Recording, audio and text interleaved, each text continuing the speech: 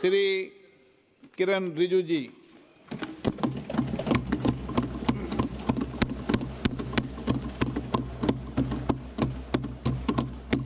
Honorable Speaker, sir, I rise to move the motion for consideration of the Waqf Amendment Bill 2025 and Mussalman Waqf Repeal Bill 2024. अध्यक्ष महोदय जी, आपने जो ruling दिया है, JPC के बारे में जिक्र किया है, उसी के साथ साथ जुड़ते हुए एक मिनट किरण जी, एक मिनट श्री सौगत राय जी संशोधन संख्या 108 को प्रस्तुत करें। आप बोल रहे थे ना? हाँ।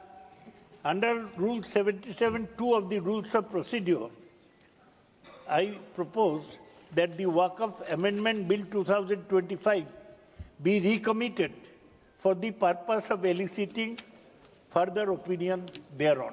ओके, माननीय मंत्री जी अब 12-16 पर अपना वक्तव्य दें।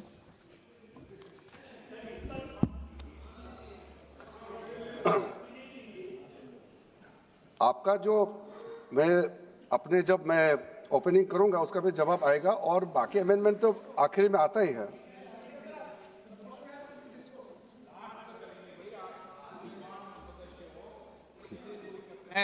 चलिए माननीय मंत्री जी। माननीय अध्यक्ष महोदय, हम सबको बहुत डिटेल में जाने का भी आवश्यकता नहीं है। कमेटी के बारे में उसका जिक्र काफी हो चुके हैं, लेकिन मैं इतना कहना चाहता हूं कि जो कमेटी इस बार दोनों सदन लोकसभा राज्यसभा मिला करके ज्वाइंट कमेटी में वक्फ अमेंडमेंट बिल पे जो चर्चा हुई है, आज तक भारत के संसदीय इतिहास में इतना व्यापक रूप से चर्चा, कंसल्टेशन और समय कभी नहीं दिया है। इसलिए मैं जो ज्वाइंट कमेटी में जितने मेंबर्स दोनों सदनों के लोकसभा और राज्यसभा में जो सदस्य उस कमेटी में थे, मेरे तरफ से सरकार की ओर से मैं धन्यवाद देता हूं, अभिनंदन करना चाहता हूं। अध्यक्ष महोदय जी, कुल मिलाकर के 97,27,772 याचिकाएं ऑनलाइन, फिजिकल, मेमोरेंडम के रूप में, रिक्वेस्ट के रूप में और सुझाव के रूप में पूरे तरह से सरकार ने देखा है। वो जेपीसी के माध्यम से हो या डायरेक्ट दिया हो, हमने सब उसको देखा है। इससे बड़ा कभी भी, इससे ज्यादा संख्या में किसी भी बिल के ऊपर में लोगों का याचिकाएं नहीं आया आज तक। कुल मिलाकर के 284 डेलीगेशन ने अलग अलग समुदाय के जो स्टेक होल्डर्स है, उन्होंने कमेटी के सामने में अपने बात को रखा है, सुझाव भी दिया है। 25 स्टेट गवर्नमेंट और यूनियन टेरिटरीज का वक्फ बोर्ड्स ने अपना सबमिशन भी पेश किया गया है। इसके अतिरिक्त कई लीगल लुमिनरीज, विद्वान लोग हैं हमारे समाज में, कम्युनिटी लीडर्स हैं, अलग अलग धार्मिक संस्थाओं का प्रतिनिधि, charitable organisation, civil society, academicians, researchers, policy makers, सब ने इस कमेटी के सामने में पेशकश किया है। उसके साथ साथ मैं कहना चाहता हूं सर, आज जब मैं जो बात रखूंगा आपके सामने में, पिछली बार जब हमने ये प्रस्तुत किए थे बिल को इस सदन में, तब भी मैंने कई बातें बताई थी। आज मैं उसको नहीं दोहराते हुए कुछ बातें मैं जोड़ूंगा और मुझे अपना बात रखने के बाद सिर्फ उम्मीद ही नहीं, पूरा यकीन है कि जो लोग इस बिल को विरोध कर रहे थे, वो हृदय में भी बदलाव होगा। पॉजिटिव सोच के साथ इस बिल में सब समर्थन करेंगे, ये मैं विश्वास के साथ आगे अपना बात रखना चाहता हूं। क्योंकि मैं पॉजिटिव नोट से बात रखना चाहता हूं, तो इसलिए एक मेरे जो मन की बात है मैं कहना चाहता हूं, तो इससे अच्छा संदेश जाए।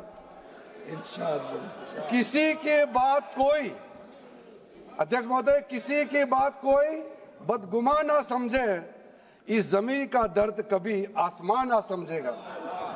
ये मैं दिल से कह रहा हूं, क्योंकि अच्छा सोच के साथ बड़ा दिल के साथ खुले मन से मैं ये प्रस्ताव आपके सामने में पेश कर रहा हूं। सर, कई लोगों ने अपने अपने तरीके से बातें रखी हैं। किसी ने कहा ये प्रावधान अनकॉन्स्टिट्यूशनल है, गैर संवैधानिक है।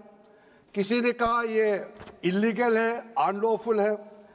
सर, ये बिल जो हम लोग जिक्र कर रहे हैं कोई नया विषय नहीं है।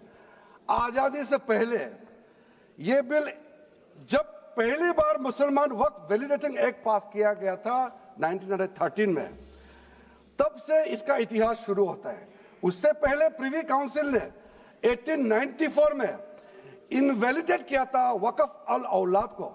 बाद में उसका प्रॉपर लीगल फॉर्म में 1913 के बाद फिर 1923 में द मुसलमान वक्फ एक्ट लाया गया था, जिसमें अकाउंटिंग और ट्रांसपेरेंसी के बारे में ये जोर उसको देते हुए ये एक्ट पास किया गया था। उसके बाद 1930 में द मुसलमान वक्फ वैलिडेटिंग एक्ट लाया गया है, जो रीइंफोर्स करता है legal validity of the family waqf. परिवार में जो वक्फ होता है उसको जोड़ देते हुए ये बिल लाया गया है। उसके बाद आजादी के बाद 1954 में 1954 में वक्फ एक्ट पहली बार आजाद भारत का एक्ट बनी और उस समय स्टेट वक्फ बोर्ड का भी प्रावधान उसी 1954 एक्ट में प्रावधान किया गया था। उस समय से लेकर के कई संशोधन के साथ में 1995 में व्यापक रूप से ये वक्फ एक्ट बनी है। तो उस समय किसी ने नहीं कहा कि ये एक्ट अनकॉन्स्टिट्यूशनल है, किसी ने नहीं कहा उस समय ये अनलॉफुल है। आज जब हम उसी बिल को सुधार के ला रहे हैं, तब आपको ये अनकॉन्स्टिट्यूशनल अनलॉफुल का ये शब्द इस्तेमाल करने का आपको ये नौबत कैसे आया, ये सोच क्यों आया? अगर आप सच्चे दिल से सोचते और मन साफ होते तो आप तर्क पे जाते। इस संशोधन बिल में जो जो तर्क है आप उसमें बात कीजिए। आप उसको छोड़ के जो कोई लेना देना नहीं है बिल में, उसका बात आप लेकर के लोगों को गुमराह करने का, बरगलाने का काम जो किया है, उसको मैं शुरू में साफ करना चाहता हूं। अध्यक्ष महोदय जी, 1995 में ट्राइब्यूनल का पहला व्यवस्था किया गया है ताकि वक्फ बोर्ड का कोई भी निर्णय किसी को अगर पसंद नहीं है या उसको चैलेंज करना चाहता है तो वक्फ ट्राइब्यूनल वहां आप जा सकते हैं। उसका प्रावधान पहले बार हुए हैं और उस समय यह भी फैसला हुआ कि 5 लाख से ज्यादा आमदनी किसी वक्फ प्रॉपर्टी में है, उसके लिए सरकार एग्जीक्यूटिव ऑफिसर्स अपॉइंट किया जाएगा। ये भी 1995 में शुरुआत की है। अध्यक्ष महोदय जी, ये आज एक ट्रिगर पॉइंट क्यों हुआ है? ये अमेंडमेंट बिल लाने का आवश्यकता सबसे ज्यादा शुरुआत कहां से हुई? मैं संक्षेप में बताना चाहता हूं। 2013 में, 2014 में हम सब चुनाव में गए और चुनाव में जाने से पहले 2013 में कुछ कदम ऐसे उठाए गए हैं जो आप सुन करके, आप सदस्य के रूप में भी और इस देश का नागरिक होने के कारण आपके दिमाग में यह बात जरूर सवाल उठेगा कि ऐसा कदम क्यों उठाया गया है। सर, 2013 में पहला यह बदलाव हुआ कि इस देश में कोई भी आदमी, कोई भी इंसान, चाहे वो हिंदू हो, मुसलमान हो, सिख हो, ईसाई हो, पारसी हो, बौद्ध हो, जैन हो, वक्फ क्रिएट कर सकता है। सबको मालूम है वक्फ एक मुसलमान का अल्लाह के प्रति अपना एक उसका एक पायस चैरिटेबल रिलीजियस पर्पस के लिए वक्फ क्रिएट किया जाता है, लेकिन उसमें डाइल्यूशन करके 2013 में कोई भी वक्फ क्रिएट कर सकता है। यह प्रावधान सबसे पहले उस समय की यूपीए सरकार ने किया है। दूसरा, आपने सारा वक्फ को स्पेसिफिक कर दिया कि शिया बोर्ड में शिया ही रहेंगे, सुन्नी बोर्ड में सिर्फ सुन्नी ही रहेंगे और कोई भी बोर्ड हो सिर्फ उनके लोग ही रहेंगे, बाकी कोई उसमें आ नहीं सकता है। ऐसा आपने प्रावधान किया। तीसरा, 2008, सर आप शांति से सुनने के बाद आप जो भी पूछेंगे हमारा रिप्लाई तो आएंगे ही सर।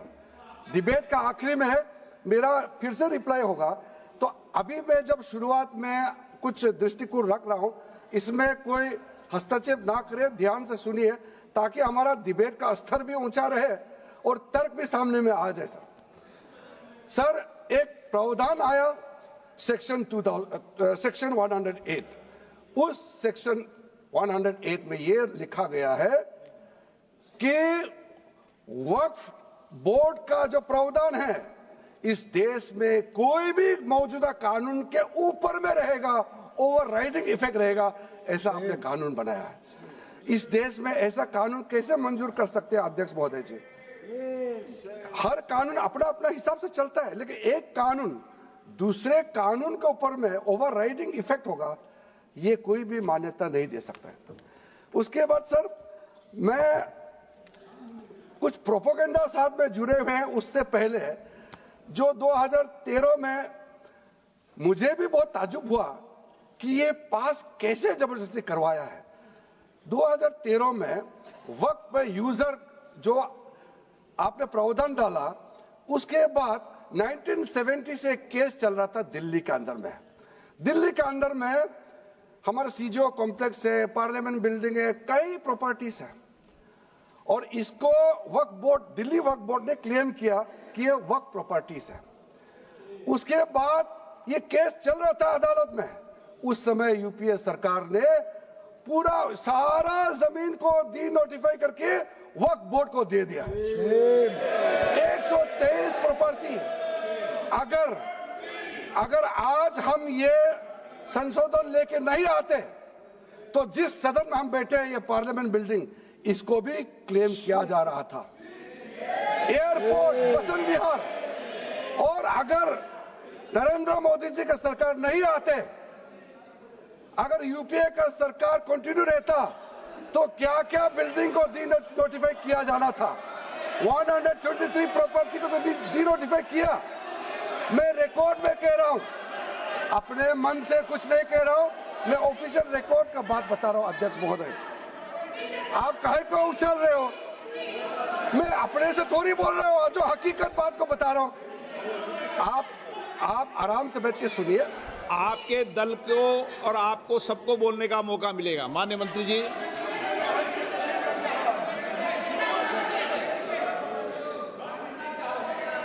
सर, मैं फिर से कह रहा हूं, मैं एक शब्द अपने ओर से नहीं कह रहा हूं। जो घटना है, जो हकीकत है, यही कह रहा हूं। इनको इसमें इतना उछालने का, उत्तेजित होने का कोई मतलब ही नहीं है सर। अध्यक्ष महोदय,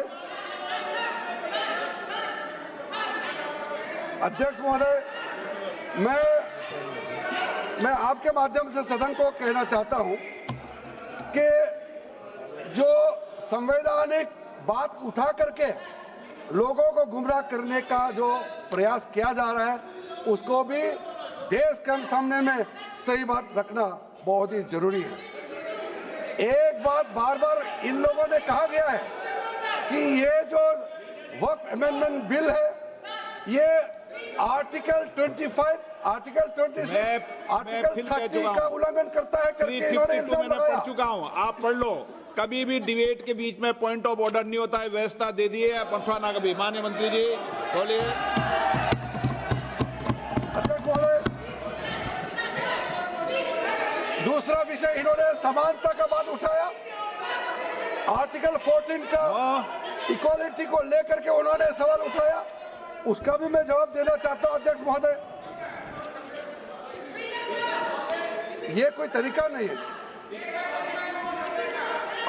माननीय अध्यक्ष की व्यवस्था अंतिम व्यवस्था होती है। बोलिए मंत्री जी, आप बोलते जाओ। अध्यक्ष महोदय, क्योंकि मेरा कान खुला हुआ है तो ये डिस्टर्ब हो रहा है मुझे। मैं अभी ये पैन की बात करता हूं। अध्यक्ष महोदय, ये वक्फ बोर्ड का जो काम है, ये बेसिकली वक्फ प्रॉपर्टी को जो संभालने वाले मुतावली और जो वक्फ प्रॉपर्टी को व्यवस्था करते हैं, उसको संचालित करने के लिए ये गवर्नेंस का, सुपरविजन का एक प्रावधान है किसी भी तरीके से वक्फ बोर्ड वक्फ प्रॉपर्टी को मैनेज नहीं करता है। वक्फ बोर्ड वक्फ प्रॉपर्टी मैनेजमेंट में हस्तक्षेप नहीं करता है। अब साफ साफ सुन लीजिए, अगर इसके पास तर्क नहीं है तो इस तरह यहाँ डिस्टर्ब करके बहस का स्तर को गिराने से कोई फायदा नहीं है सर, ये कोई तरीका नहीं है सर। बोलते जाओ सर, वक्फ बोर्ड का क्रिएट करना एक जो वाकिफ होता है, जो अपना विलिंगली वक्फ क्रिएट करता मैंने है। व्यवस्था दे दी है, आप जब समय हो तो बोले नो, प्लीज बैठिए, ये तरीका ठीक नहीं है आपका, बैठिए आप। नो, बैठिए। माननीय मंत्री जी, सूची है 2013 की प्रॉपर्टी हाँ है, मैं लाता निकाल बताना सूची मंगा के देता कहते भी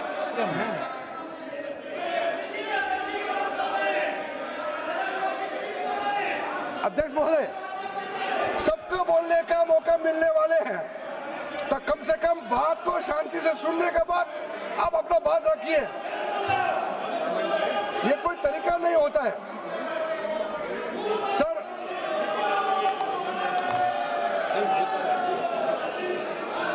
अध्यक्ष महोदय, ये जो उन्होंने गुमराह करने का कोशिश किया गया है, ये मैं कुछ केसेस आपको बताना चाहता हूं सर। आप देखिए आर्टिकल 25(1) क्या कहता है, संविधान का अनुच्छेद आर्टिकल 25(1) कहता है, subject to public order, morality and health and to the other provisions of this part, all the persons are equally entitled to freedom of conscience and the right freely to profess, practice and propagate religion. Sir, government किसी भी धार्मिक व्यवस्था को, किसी भी religious institution, कोई धार्मिक काम में हस्तक्षेप करने नहीं जा रहा है, ना ही वक्फ बोर्ड किसी धार्मिक स्थल का व्यवस्था में कोई भी तरीके से हाथ डालने का प्रावधान है, बिल्कुल नहीं है सर। आप अगर हम कोई नमाज, सर ये क्या झूठ बोल रहे हैं, ये कॉन्स्टिट्यूशन, हम कॉन्स्टिट्यूशन का प्रावधान पढ़ रहे हैं फिर भी झूठ बोल रहे हैं, ये कॉन्स्टिट्यूशन को नहीं मानते हैं सर। किसी मस्जिद का मैनेजमेंट को हम हस्तक्षेप करने का कोई इसमें प्रावधान नहीं लिया जा रहा है। एक मिनट माननीय सदस्य, आप भारत की संसद में बैठे हो, गरिमा मर्यादा बनाए रखो, बैठे बैठे टिप्पणी मत करो।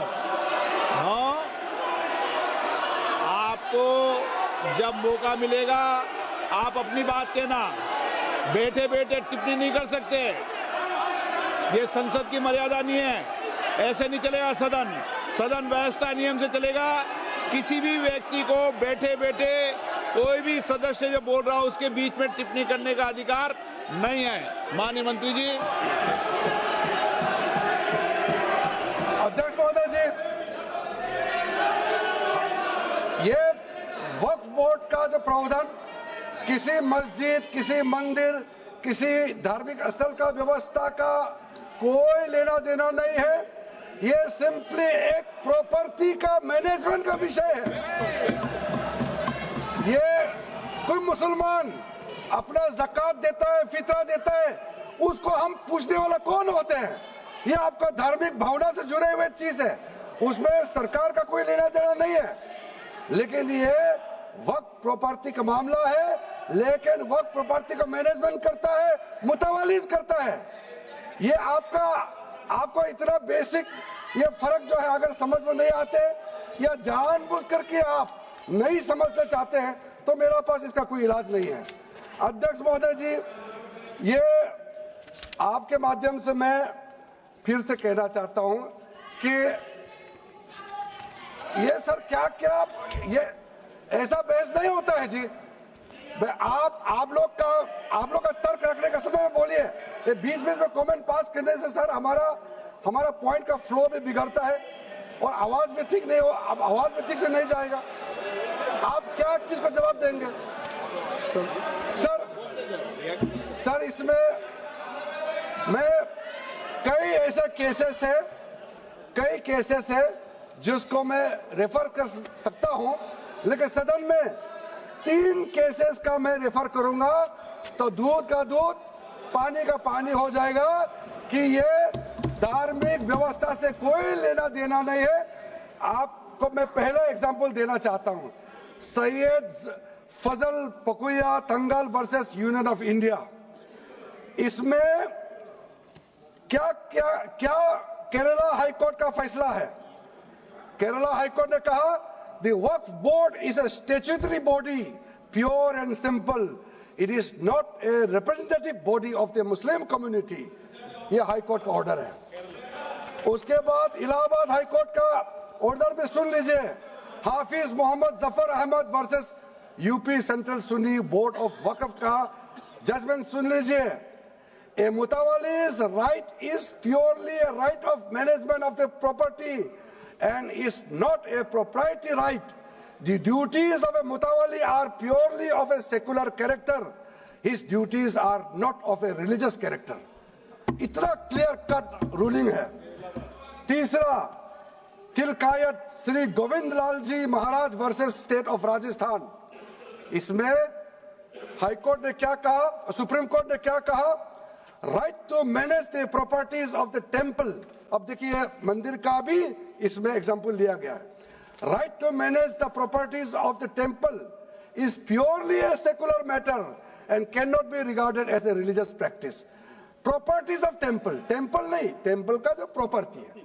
उसी प्रकार से आप बार बार कहना कि मुसलमानों का अधिकार में गैर मुसलमान कैसे आ रहा है, ये तर्क ही नहीं बनता है। आप ये आज से ये बात बोलने के लिए बंद कीजिए। सर 2013 में जो काम किए गए हैं उसमें मैं एक चीज जिक्र करना चाहता हूं। इलेक्शन आने वाला था, बहुत ही कम दिन बच गए थे, इलेक्शन कोड ऑफ कॉन्डक्ट लगने ही वाला था। हम सबको मालूम है अप्रैल और मई में चुनाव हुआ था। 5 मार्च 2014 को उस समय के यूपीए सरकार ने 123 प्राइम प्रॉपर्टीज को जो housing and urban development ministry के तहत आता है उसको आपने दिल्ली वक्फ बोर्ड को ट्रांसफर कर दिया। क्या जरूरत था? कुछ दिन बाकी था चुनाव होने के लिए, आप इंतजार तो करते।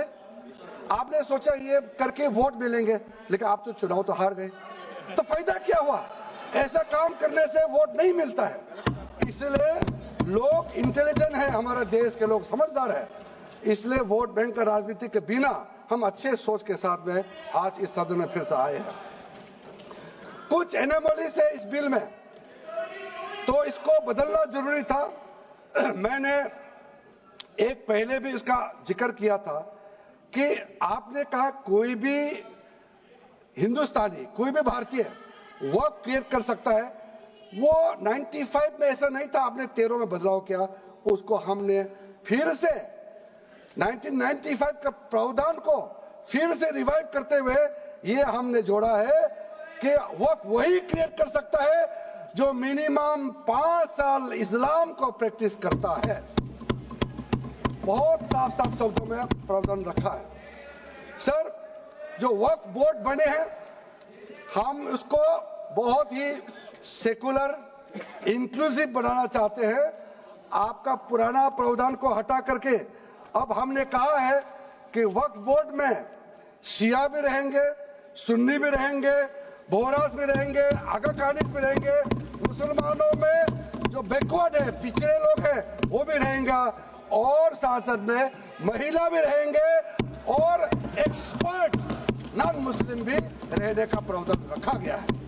सब स्वागत करना चाहिए, इसको किसी को आपत्ति होने का कोई जरूरत नहीं है।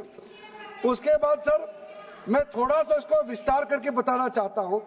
मेरा ही खुद का एग्जांपल मैं देता हूं। मान लो मैं मैं मुस्लिम नहीं हूं, लेकिन मैं माइनॉरिटी अफेयर्स मिनिस्टर हूं, तो मैं सेंट्रल वक्फ काउंसिल का चेयरमैन होता है। तो मेरे होने के बावजूद उसके बाद टोटल 4 नॉन मुस्लिम हो सकता है वक्फ काउंसिल में मेंबर, और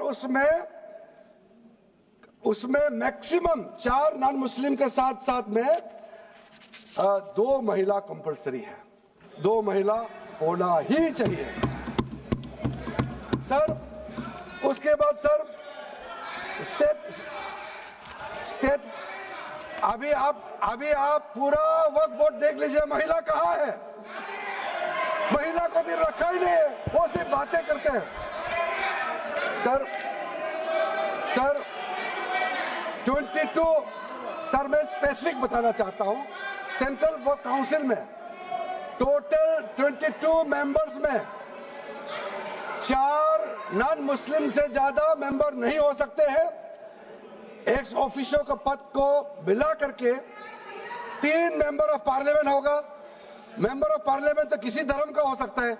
जब इलेक्शन करते हैं तो कोई भी धर्म का मेंबर ऑफ पार्लियामेंट या एमएलए बन सकते हैं सर।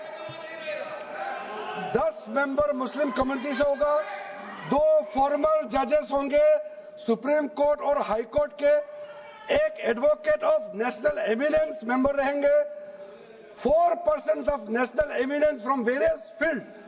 ये तो कई कमिटियों ने इसको सिफारिश किया है, और एडिशनल सेक्रेटरी या joint secretary to the government of India उसमें रहेंगे। आउट ऑफ 10 मुस्लिम मेंबर्स 2 महिला अनिवार्य है, ये हमने प्रावधान रखा है। और स्टेट बोर्ड में आउट ऑफ 11 मेंबर्स 3 से ज्यादा नॉन मुस्लिम नहीं हो सकता है। एक्स ऑफिशियो को मिलाकर के 1 chairperson, 1 MP, 1 MLA, 4 members from Muslim community, 2 members with professional experience, 1 member of Bar Council and Joint Secretary to the state government dealing with work matters. Out of 4 Muslim members, 2 shall be women. ये हमने रखा है ताकि हमारे बहनों को किसी तरीके से दरकिनार नहीं कर सके। वक्फ एक्ट सर हमने जो नया प्रावधान रखा है उसमें जितना भी जो आर्बिट्रेरी प्रोविजन जो जरूरी नहीं था उसको हमने सामान्य रूप से देश में और जितना कानून है उसको मिलाते हुए मुख्य रूप से ट्रांसपेरेंसी इन वक्फ मैनेजमेंट, सर्वे को अपडेट करने के लिए जो पहले इनसफिशिएंट प्रोविजन था, इसमें वक्फ लैंड रिकॉर्ड्स वगैरह में महिलाओं का इनहेरिटेंस राइट्स, बच्चों का राइट, और साथ साथ में कई हजारों केसेस पेंडिंग है ट्राइब्यूनल और कोर्ट्स में, उसको सेटल करने के लिए जो आज लगभग 10,000 से भी ज्यादा केसेस जो पेंडिंग था और कुछ सालों के अंदर में 13 से 30,000 केसेस पेंडिंग हो चुके हैं, उसको सरलता से सुलह करने के लिए हमने रास्ता खोजा है। एक चीज बार बार आप लोग कहते हैं, हमारे पक्ष के लोग हो या उस साइड के पक्ष के लोग हो या जो सदन से बाहर है, वो एक वक्तव्य देते रहते हैं, मैं उसको सुधारना चाहता हूं। ये कहते हैं कि हमारा देश में लैंड बैंक जो है वक्फ बोर्ड के पास 3rd लार्जेस्ट है।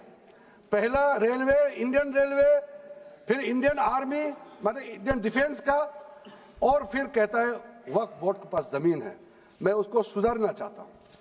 सर आप भी तो ट्रेन में चलते हैं, हम लोग भी ट्रेन में चलते हैं, हजारों किलोमीटर ट्रेन का पटरी लगा हुआ है, स्टेशन बना हुआ है।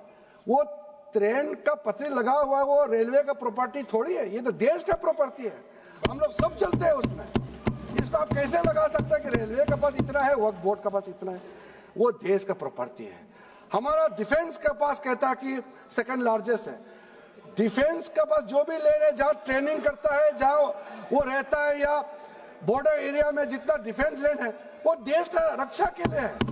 उसको आप कैसे वक्फ प्रॉपर्टी के साथ आप तुलना कर सकते हैं? वक्फ प्रॉपर्टी प्राइवेट प्रॉपर्टी होता है सर। तो इसलिए दुनिया में सबसे ज्यादा वक्फ प्रॉपर्टी हिंदुस्तान में है। सिर्फ हमारा देश में ही नहीं, दुनिया का सबसे बड़ा और सबसे ज्यादा वक्फ प्रॉपर्टी हिंदुस्तान में है। तो फिर ये क्यों है 60 साल तक आप सरकार में रहे हैं, हमारे देश में मुसलमान इतना गरीब क्यों है? जब दुनिया का सबसे ज्यादा वक्फ प्रॉपर्टी हमारे देश में है, तो हमारे गरीब मुसलमानों का पढ़ाई के लिए, मेडिकल ट्रीटमेंट के लिए, स्किलिंग के लिए, इनकम जनरेशन के लिए क्यों काम नहीं हुआ आज तक? बताइए। ये दुनिया का सबसे बड़ा वक्फ प्रॉपर्टी अगर हिंदुस्तान में है, तो उस प्रॉपर्टी से गरीबों का उत्थान के लिए, लोगों का भला के लिए अगर ये सरकार नरेंद्र मोदी जी के नेतृत्व में गरीब मुसलमानों के लिए काम कर रहा है, तो इसमें आपत्ति क्यों होना चाहिए? आप लोग बताइए। इसलिए सर, इसको धर्म जाति से बाहर उतर करके सबको सीधा सीधा अपना दिल से पूछ करके आप सोच के देखिए कि आप जो लोग आज इस बिल को विरोध कर रहा है, आज 1 साल 2 साल नहीं, सदियों तक हमारा देश उसको याद रखेगा कौन इस बिल को समर्थन कर रहा है, कौन इस बिल को विरोध कर रहा है। आज चंद वोट के लिए, सत्ता के लिए हमारे मुसलमानों को आपने 70 साल से ज्यादा वोट बैंक बना करके गुमराह किया है। कितना और गुमराह करना चाहते हैं? अब हमारा देश में वोट बैंक का राजनीति नहीं चलेगा। इसलिए मैं कहना चाहता हूं, जब हमारा देश में इतना वक्त प्रॉपर्टी है, तो इसको हम बेकार में पड़ा रहने नहीं दिया जा सकता है। गरीब मुसलमानों के लिए, आम मुसलमानों के लिए इस्तेमाल करना ही पड़ेगा। उसके लिए आज के ये वक्त संशोधन बिल जरूरत है। अध्यक्ष महोदय जी, हमारे अपने वामसी पोर्टल में, हमारे मंत्रालय के वामसी पोर्टल में हमने रिकॉर्ड देखा है। सचर कमेटी जो आपने बनाया है 2006 में, उन्होंने भी ये बारे में काफी डिटेल में जिक्र किया हुआ है। सर 2006 में 4.9 लाख वक्फ प्रॉपर्टी था और उसका इनकम कितना था? मैं बता दूं आंकड़ा सर, आप कहेंगे 4.9 लाख वक्फ प्रॉपर्टी में टोटल इनकम था 163 करोड़। कौन खाते थे? 163 करोड़। और आपने 2013 में बदलाव करने के बाद आज इनकम कितना बढ़ा है वो भी मैं बता देता हूं। हो गया 166 करोड़। 3 करोड़ बढ़ा है। कैसे मंजूर कर सकता है हम लोग इस महान सदन में बैठ करके? अगर इतना 10 सालों के बाद भी दुनिया का सबसे ज्यादा प्रॉपर्टी का टोटल इनकम जनरेशन 3 करोड़ बढ़ता है, तो ये हम कभी मंजूर नहीं कर सकता अध्यक्ष महोदय। इसलिए उस समय कहा गया था, मैं अभी का नहीं बता रहा हूं, सचर कमेटी समय में भी कहा गया है कि अगर थोड़ा सा एफिशिएंटली मैनेज करता तो 12,000 करोड़ पर ईयर तो उसी समय जनरेट हो जाना चाहिए था नॉर्मल मार्केट रेट से। और 12,000 करोड़ अगर वो प्रॉपर्टी से रेवेन्यू जनरेशन करता है, कितना लाखों करोड़ों मुसलमानों को फायदा होगा, आप सोच के देखिए। इसलिए सर आप लोग भी, मैं अनुरोध करता हूं कि आप लोग भी वक्त के बारे में जानना है तो हमारा वामसी पोर्टल को क्लिक करके आप लोग देखिए। सर आज वो 4.9 लाख से बढ़ करके टोटल वक्फ प्रॉपर्टी बन गया है 8.72 लाख। हमारा देश में वक्फ प्रॉपर्टी बन गया है। और आप कल्पना कीजिए 8.72 लाख प्रॉपर्टी वक्फ का है, उसको अगर हम सही तरीके से मैनेजमेंट करता तो हमारा मुसलमानों का ही नहीं है, देश का तकदीर बदल जाएगा। इतना प्रॉपर्टी हमारे पास। अब समझिए चीज को। सर मैंने अभी कई राज्यों का दौरा किया अध्यक्ष महोदय, मैंने कई राज्यों का दौरा किया। मैं एक एग्जांपल आपको जरूर देना चाहूंगा। मैं बहुत इंप्रेस हो गया जब मैं पिछली बार जम्मू कश्मीर गई। जम्मू कश्मीर में हमारा नई वहां वक्फ बोर्ड का चेयरपर्सन बनी और मैंने पूछा कि आप जब वक्फ बोर्ड का चेयरमैन बनी तो उस समय क्या हालत थी और आज क्या हालत है। उन्होंने बोला कि सर जब उन्होंने पदभार संभाली तो उसमें कोई इनकम का, कोई व्यवस्था का, रिकॉर्ड का ठीक था, कुछ भी नहीं था।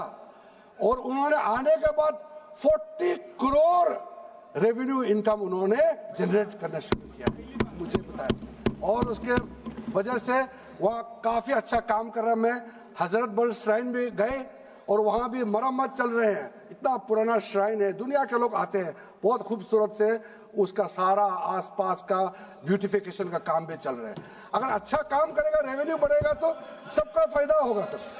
इसलिए सर आप लोग आज बिल को समर्थन करने के बाद मेरे ऑफिस में आइए, 1 साल के अंदर में इसका ट्रांसफॉर्मेशनल इंपैक्ट क्या होता है मैं ही आप लोगों को बता दूंगा। सर वक्फ अमेंडमेंट जो बिल लाए हैं उसमें जेपीसी का कई रिकमेंडेशन है जिसको हमने समर्थन किया है और एक्सेप्ट किया। हमने यह इस बिल में लाया। इसलिए बोलना कि जेपीसी का आपका कमेटी का बात को माना ही नहीं है, आपका कमेटी का बात नहीं सुना गया है, वो गलत बात है सर। अध्यक्ष महोदय जी, पार्लियामेंट्री कमेटी जब बनता है तो उसका एक अपना सैंक्टिटी होता है और उस कमेटी में खुले बहस हुए हैं। उसमें मैं अंदर जाना नहीं चाहता हूं क्या हुआ है, लेकिन उनके बीच में कई ऐसे मुद्दे हैं जो हम लोग सरकार समझते हैं कि बहुत अच्छा सुझाव आया है, हमने उसको माना है। और कुछ छोटा अमेंडमेंट है जो बहुत जरूरी चीज है, वो अमेंडमेंट भी हम लेकर के आए हैं। इसके बाद जो पूरा ये सारा व्यवस्था देखने के बाद सबके मन में उम्मीद जागेगा। उम्मीद इसलिए जागेगा कि एक नए सवेरा आने वाला है, इसलिए नए एक्ट का नाम भी उम्मीद हो गया है। तो उम्मीद क्यों हुआ है सर, मैं आपको बताना चाहता हूं। ये जो unified Waqf management, empowerment, efficiency and development, full form उम्मीद है, इसका रखने का पीछे कारण है सर। ये उम्मीद क्यों है? अब ये यूनिफाइड वक्फ मैनेजमेंट पूरा रजिस्ट्रेशन से लेकर के म्यूटेशन, इंक्रोचमेंट का विषय, सर्वे, कलेक्टर का रोल, सारा विषय को मिला करके मैनेजमेंट का पूरा सिस्टम को ही बदलने के लिए हमने काम शुरू किया है। उसके बाद एम्पावरमेंट, कैसा एम्पावरमेंट होने वाला है? मैंने पहले भी जिक्र किया, मुसलमानों में भी जो शियास हैं, सुन्नीस हैं, बोरास, आकाकानीस, पसमानदा मुस्लिम्स है जिसको बैकवर्ड माना जाता है, और विशेष करके महिलाएं और बच्चों के लिए जो हमने प्रावधान रखा है, तो ये मुसलमान का कम्युनिटी के अंदर में इतना जोरदार स्वागत हो रहा है। अध्यक्ष महोदय, यहां में कुछ मेंबर विरोध जरूर कर रहे हैं, लेकिन मैं कुछ मेंबर को मेरे घर में मैं न्योता देना चाहता हूं, और जो मुस्लिम डेलीगेशन मेरे घर में आ रहे हैं, स्वागत कर रहे हैं इस बिल को, उसका भी नजारा आप लोग देख लीजिए। आपका सोच बदल जाएगा। आपको नहीं मालूम मुसलमानों में कितना भयंकर समर्थन कर रहा है इस बिल को लेकर के, आप लोग को मालूम ही नहीं है। करंट है अंदर में, गरीब मुसलमानों का तो संदेश बार बार आ रहा है कि जल्दी पास कीजिए इस बिल को। इसलिए आप लोग संदेह में मत रहिए। एफिशिएंसी को हमने बढ़ाने का काम किया है। टेक्नोलॉजी का उपयोग करते हुए सेंट्रलाइज्ड डेटाबेस होगा, डिजिटल पोर्टल होगा, कोई छुप के अंधेरे रातों में वर्क क्रिएट नहीं कर सकता है। इसका पूरा रजिस्ट्रेशन का प्रावधान है, ट्रैकिंग होगा, निगरानी रखा जाएगा, कंप्लायंस का प्रावधान है, और जो मैनुअल हाथों से जो गलत होगा उसका भी करेक्शन करने का प्रावधान है। ब्यूरोक्रेटिक डिले होता है उसका भी समाधान हमने पूरा बिल में तरीका बना के रखा हुआ है। और आखिर में इसका ऑडिट प्रॉपर होना चाहिए, तो ऑडिट का भी प्रावधान हम लोग राज्य सरकार को ऊपर में छोड़ा है, क्योंकि आखिर तो सर ये सारा प्रॉपर्टी का अथॉरिटी राज्य सरकार का है। बोर्ड का अपॉइंटमेंट भी राज्य सरकार को करना है, केंद्र सरकार का कोई रोल नहीं है। लैंड स्टेट सब्जेक्ट है, सारा राज्य सरकार को ही करना है। इसलिए राज्य सरकारों को हम फुल अथॉरिटी देने के साथ साथ हमारा जो मंत्रालय है वो ऑनलाइन हमेशा जुड़ा रहेंगे कि जो वक्त प्रॉपर्टी क्रिएट किया गया है उसका स्टेटस है वामसी पोर्टल से मिला करके हम लगातार टच में रहेंगे। इसलिए कोई इसमें ये नहीं सोचना है कि सेंट्रल गवर्नमेंट कोई एक्स्ट्रा पावर हड़पने जा रहा है क्या, बिल्कुल सोचने का नहीं है। ये टोटली स्टेट गवर्नमेंट का अधीन है और राज्य सरकारें ही इसका निगरानी में आगे काम करना है। उसके बाद सर, जो पर्पस के लिए वर्क क्रिएट किया जाता है, बेसिकली 3 पर्पस होता है, रिलीजियस, चैरिटेबल एंड पायस। उसका हो रहा है कि नहीं हो रहा है, और इनकम जनरेशन खास करके जो वेलफेयर काम है उसका हो रहा है कि नहीं हो रहा है, इसका भी इफेक्टिव गवर्नेंस का प्रावधान हमने रखा हुआ है। और साथ साथ सर, मैं आपको इस उम्मीद के साथ साथ ये कहना चाहता हूं कि जो रिफॉर्म्स हमने जो लाए हैं और साथ साथ में जो प्रावधान कुछ बदलाव हमने आपको बहुत शॉर्ट में बताया, क्योंकि डिटेल में तो मैं रिप्लाई तो करूंगा ही, इसमें अगर आपको लगता है कि हमको अगर इनकम जनरेशन करने के लिए, वर्क प्रॉपर्टी को बेहतर इस्तेमाल करने के लिए क्या करना चाहिए, जब हम इसका सबऑर्डिनेट लेजिस्लेशन के माध्यम से रूल्स बनाएंगे, आपका सुझाव हम खुले दिल से स्वागत करेंगे। क्योंकि आखिर तो प्रॉपर्टी देश का है, किसी का भी हो, उसको अगर अच्छा से चलाना है तो आप सुझाव देंगे तो हम तो पूरा वेलकम करेंगे उसमें। इसलिए आज मैं मेंबरों के साथ साथ जो कई दरगाह है, कई मस्जिद के इमाम है, कई लोग जो मुझे मिले, उन्होंने भी बहुत अच्छा सुझाव दिया है। उसको डिटेल में मैं यहाँ कहना नहीं चाहता हूँ, लेकिन हम रिकॉर्ड में रखा है, कई अच्छे अच्छे सुझाव हमारे पास आए हैं, वो भी हमने नोट करके रखा है। एक इंपॉर्टेंट पॉइंट को मैं अब आपके सामने में रखना चाहता हूं। ये जो हमने एक डेफिनेशन में जो बदलाव लाया है, इस डेफिनेशन में बदलाव का सबसे बड़ा मतलब ये है कि मुसलमानों में भी जो वक्फ के अंदर में अपना प्रॉपर्टी, वक्फ प्रॉपर्टी इस वक्फ बोर्ड के प्रावधान से गवर्न करना चाहते हैं, मोस्ट वेलकम है। अगर वो ट्रस्ट के माध्यम से अपना प्रॉपर्टी का अलग तरीके से वर्क करना, वो चलाना चाहता है, मैनेज करना चाहता है, उसके लिए भी छूट दिया गया है। तो इसमें जो आप लोग बार बार कहते हैं कि वक्फ बोर्ड में गैर मुसलमान कैसे आ रहा है, इसका मैं छोटा सा एग्जांपल देना चाहता हूं। अभी हम लोग किसी धर्म, किसी जाति का हिसाब से तो हम एमपी नहीं बने हैं, हम तो ऐसे सिटीजन होकर के एमपी बने हैं। तो अगर मेरा कॉन्स्टिट्यूंसी वाला हमको कहेंगे कि किरण रिजिजू मेरा यहाँ नहीं आ सकता है, हमारा धर्म और तुम्हारा धर्म अलग है, तो कैसे होगा? मैं तो एज एमपी, मेरे पास अथॉरिटी है, मैं जा सकता हूँ। उसी प्रकार से आपका ट्रस्ट है, ट्रस्ट को चलाता है चैरिटी कमिश्नर। तो ट्रस्ट वाला कैसे कहेंगे कि चैरिटी कमिश्नर मेरा जात का ही होना चाहिए? चैरिटी कमिश्नर तो गवर्नेंस को संभालने के लिए है, चलाता तो ट्रस्ट है। उसी प्रकार से आप कैसे कह सकते हैं कि मेरा वक्फ प्रॉपर्टी को देखने के लिए वक्फ बोर्ड में गैर मुसलमान नहीं हो सकता है? आप कैसे कह सकते हैं?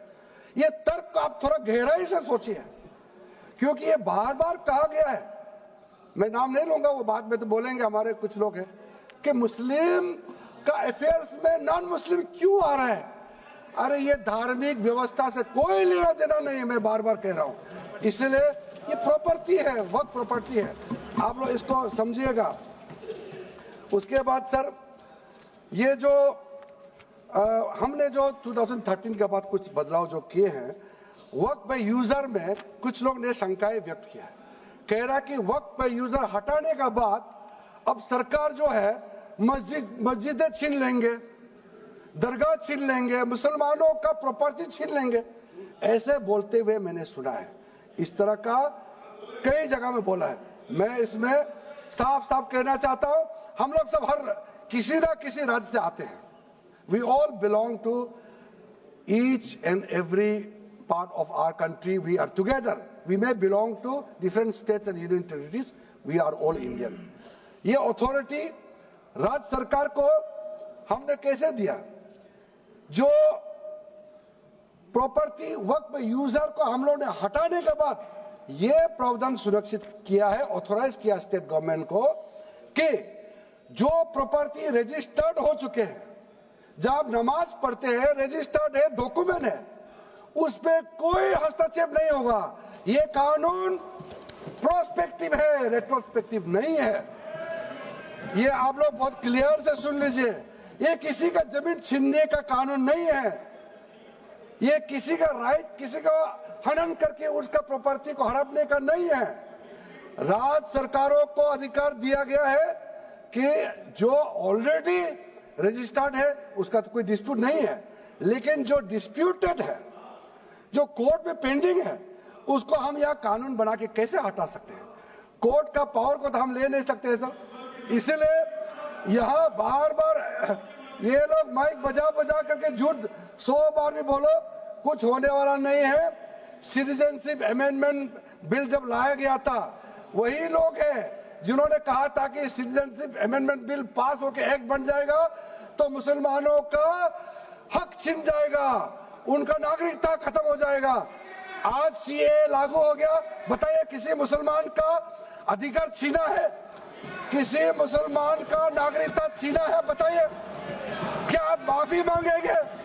आपने देश भर में घूम घूम कर झूठे बातें फैलाया, आज आप साबित हो गया कि आपने झूठ बोला था, लेकिन आज आप माफी मांगने का भी हिम्मत नहीं रखते हैं। जिगर थाम के आप लोग सुनिए, ये आप आज दोबारा आप मिसलीड करेंगे, गलत बातें करेंगे तो फिर मुंह खाना पड़ेगा आपको। फिर कोई और बिल लेके आएंगे, फिर मैं आपका पर्दाफाश करेंगे फिर से। इसीलिए सर हम लोग तर्क पे जाइए, पॉइंट पे जाइए।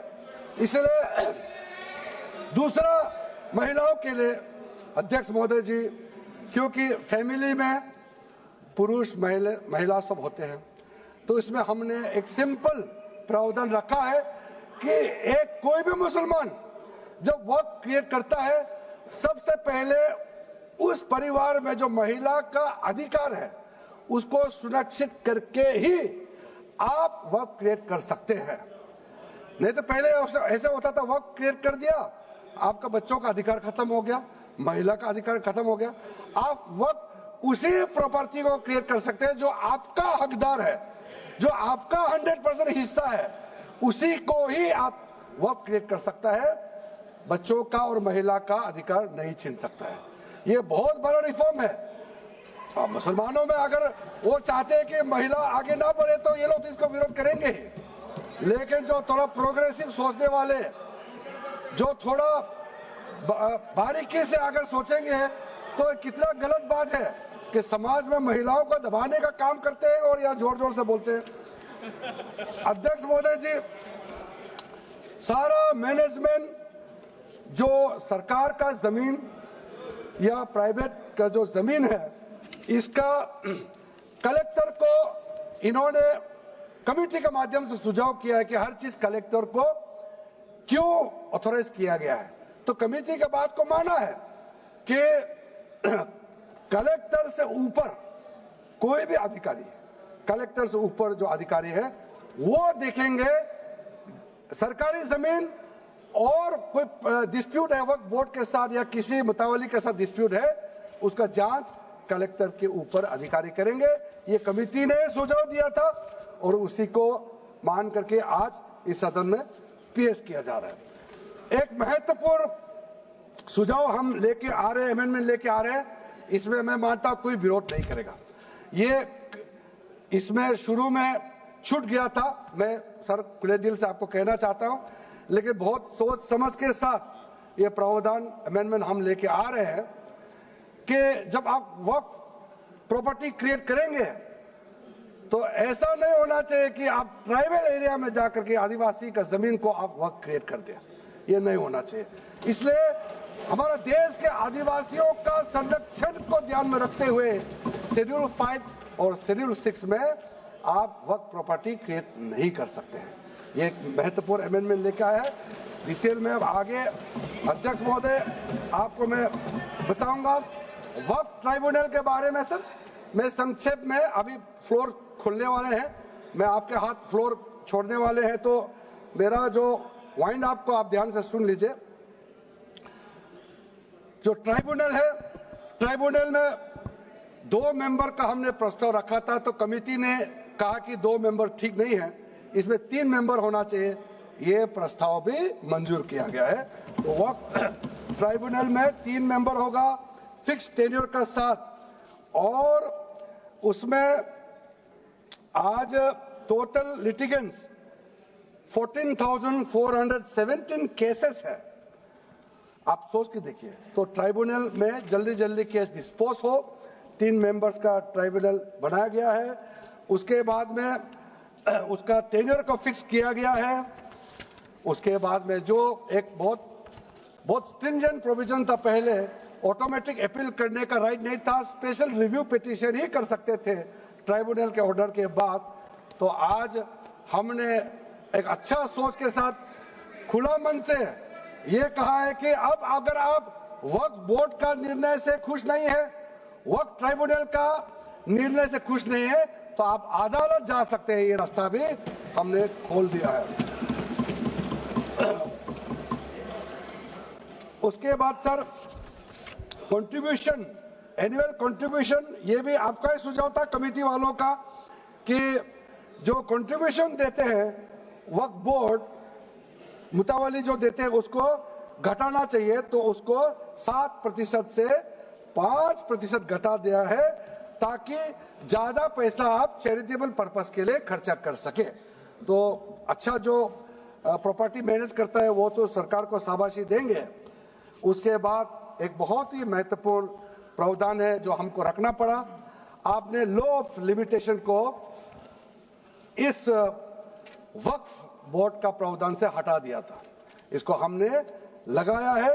तो अब तो मालूम है the limitation act of 1963 will now apply to the work property claims from the date of commencement of this act, aiming to reduce prolonged litigation।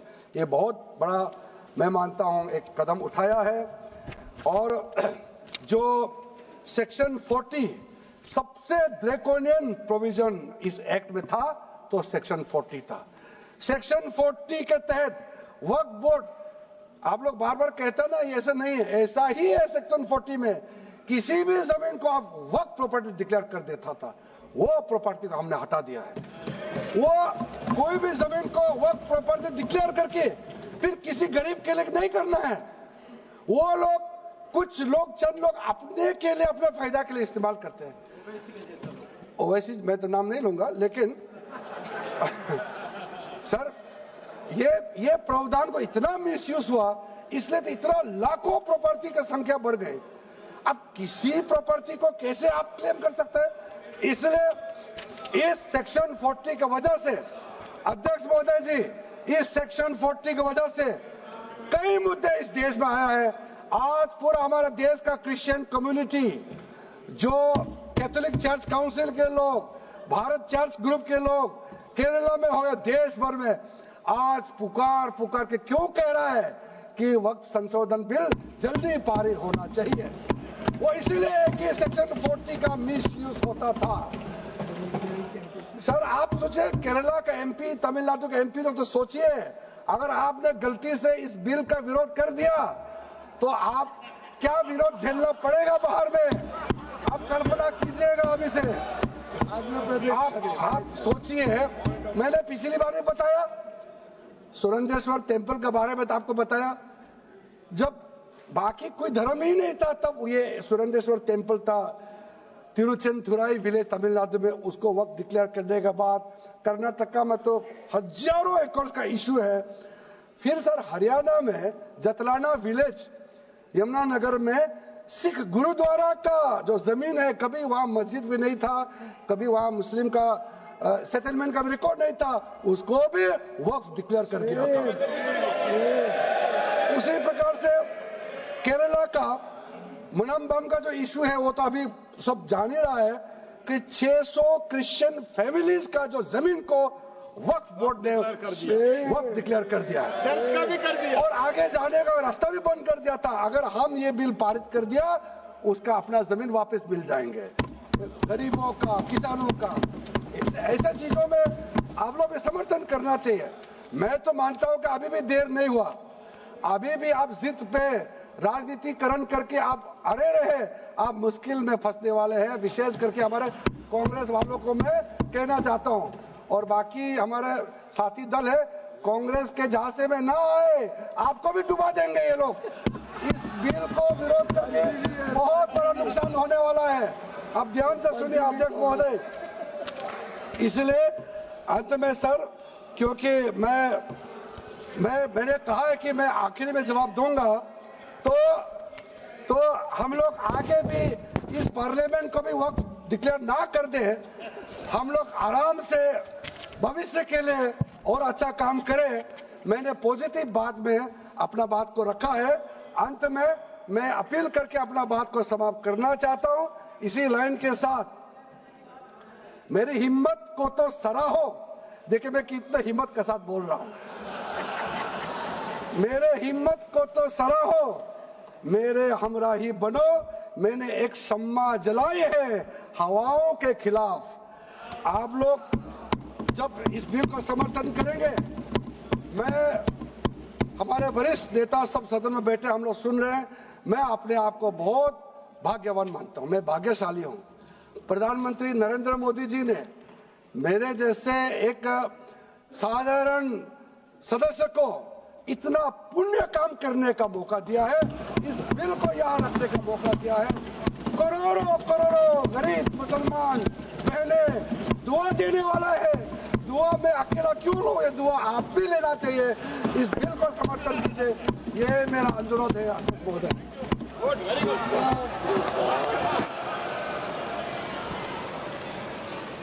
Shri Gaurav Gogoi.